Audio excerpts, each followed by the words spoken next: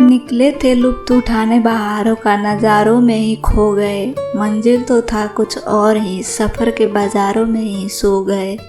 भूल बैठे खुद को ही, मन के इशारों जैसे हो गए। आए थे क्या होके और आके यहाँ क्या हो गए। उड़ते थे कभी आसमानों में, अब तो ज़मीनों की मोहताज हो गए।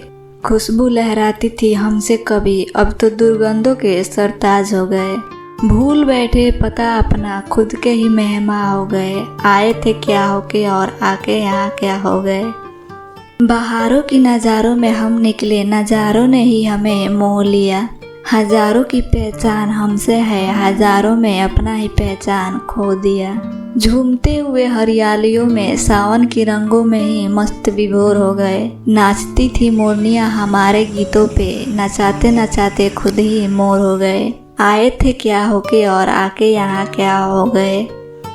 थे कभी बादशाहों का राजा, अब तो बेवकूफ़ों के गुलाम हो गए। लिखते थे कभी दूसरों की कहानियाँ, लिखते लिखते खुद ही शायराना कलाम हो गए। जीते थे कभी स्वतंत्र पंछी होके, अब तो जीना भी दुश्वार हो गए। आए थे क्या होके और आके यहाँ क्या हो गए।